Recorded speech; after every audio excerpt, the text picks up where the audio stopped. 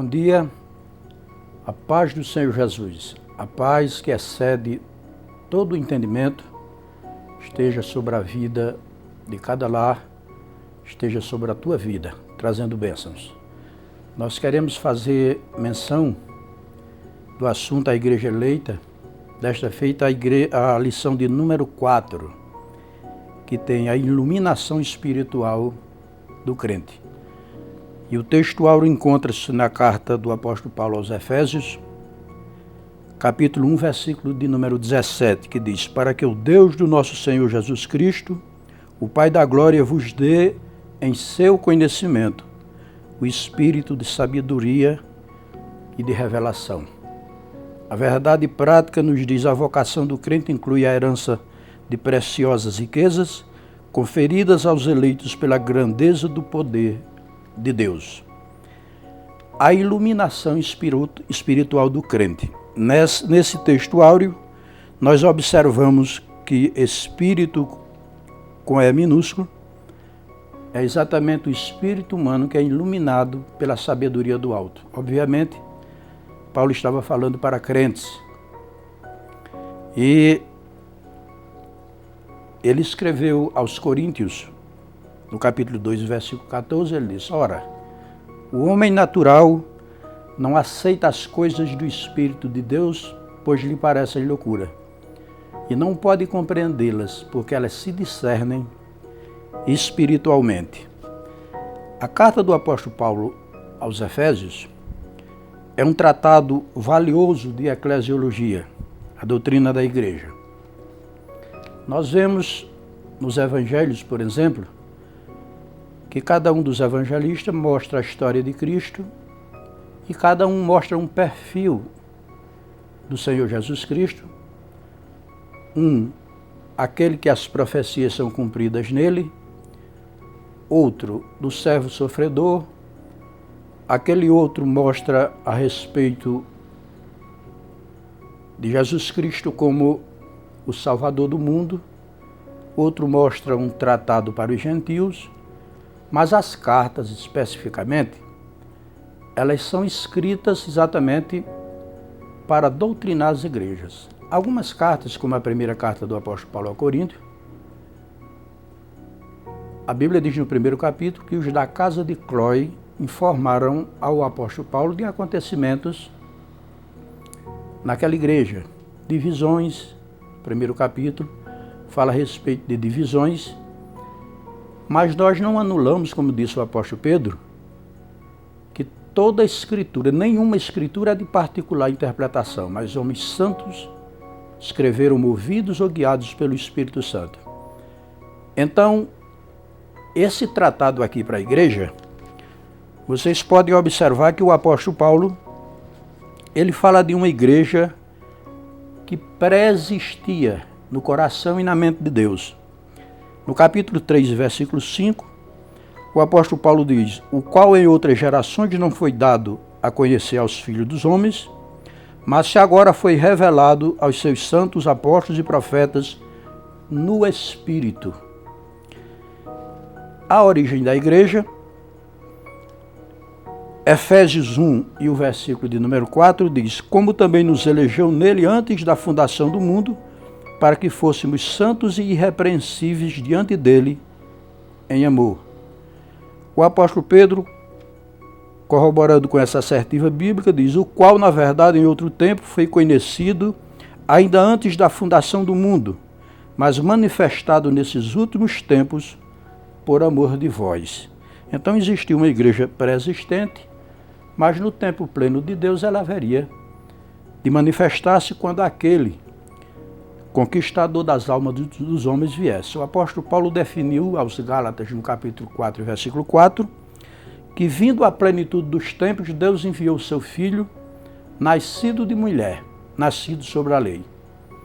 Não quer dizer que o povo estivesse pronto para receber Jesus como Salvador, mas que havia chegado o momento de Deus enviar o seu Filho.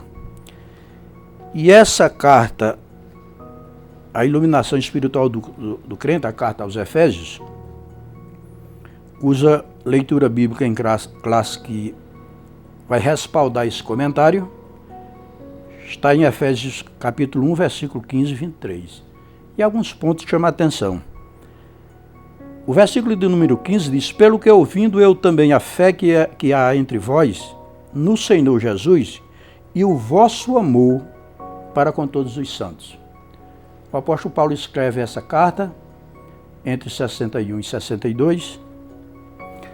Mas vocês observem que em Apocalipse 2, capítulo 3, quando o Senhor Jesus dá aquela visão a João, e isso entre 25 e 30 anos, porque João foi para a ilha de Patmos sob uma perseguição de Tito Flávio Dominiciano, e como ele governou de 81 a 96, presumivelmente aconteceu entre 25 a 30 anos. Então essa igreja havia perdido a essência principal, aquela recomendação que Jesus Cristo fez em João 13 e 34. Um novo mandamento vos dou, que vos ameis uns aos outros, assim como eu vos amei. Levítico 19 e 18, esse mandamento já estava lá. Mas quando compreendemos como Jesus amou e ama, nós vamos entender que agora era um mandamento novo, como Jesus nos ama. Então serve o amor como uma marca distintiva, como uma identidade do crente. E essa igreja havia abandonado o seu primeiro amor. Quando, na primeira carta às 7 igrejas da Ásia, em Apocalipse 2 e 3, o Senhor Jesus diz: tenho, porém, contra ti que abandonaste o teu primeiro amor. E o versículo de número 4 diz: lembra-te, pois, de onde caíste. Significa para Cristo que a falta de amor é uma queda. E nós vemos alguns pontos dentro dessa lição, os 3 pontos que a lição costumeiramente traz. A esperança, o primeiro ponto, a esperança da vocação e as riquezas da glória. O segundo ponto, a sobreexcelente grandeza e força do poder divino. E o terceiro ponto, Cristo, nosso exemplo de exaltação.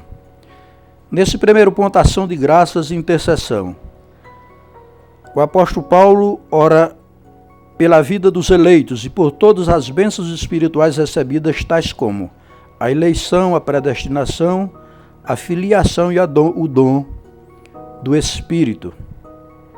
O segundo ponto do primeiro tópico fala a respeito da esperança da vocação. Ou seja, uma chamada em que ele teve a iniciativa por meio da eleição em Cristo, da qual fazemos parte. Ele cita no primeiro capítulo, versículo de 3 a 14. Quando observamos o apóstolo Pedro, na primeira epístola dele, o apóstolo Pedro fala no primeiro capítulo, versículo 1 e 2, principalmente o versículo 2, Pedro fala que fomos eleitos segundo a presciência de Deus, para a aquisição da salvação em Cristo Jesus. O diferencial é sempre Cristo Jesus, uma vez que se o ser humano rejeitar, automaticamente ele perde a eleição e se autopredestina para a destruição eterna. O terceiro ponto do primeiro tópico diz as riquezas da glória da sua herança. Como, por exemplo, vemos, por exemplo, Deus e Cristo e o adoramos. E os fiéis estão reunidos nas bodas do Cordeiro. Tudo isso são as riquezas da glória da sua herança. O poder excelente da grandeza e da força de Deus. Paulo apresenta 3 exemplos irrefutáveis da força deste poder: a ressurreição de Cristo, sua ascensão à direita de Deus nos céus e a sua elevação acima de todo o domínio. A igreja, ela é detentora do Espírito Santo para que ela possa abençoar o mundo, para que ela possa ser um reino sacerdotal para o mundo. No capítulo 16 de Número, quando eu meditava a respeito desse assunto, eu vi um acontecimento onde 3 pessoas se levantaram contra a liderança de Moisés, Coré, Datã e Abirão, e eles foram mortos. E 250 pessoas que estavam com ele também morreram.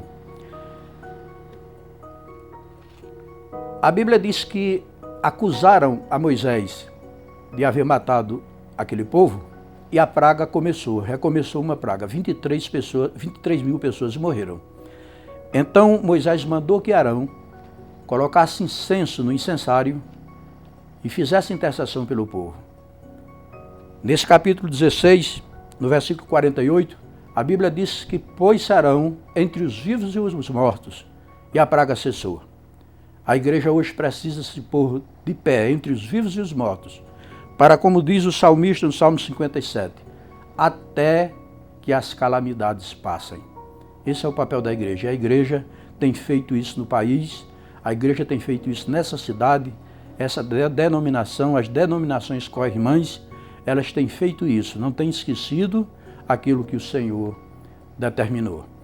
Eu finalizo agradecendo a Deus pela vida da igreja, pela vida do pastor presidente, pela vida da equipe que faz esse programa, e que Deus abençoe a todos em nome de Jesus Cristo.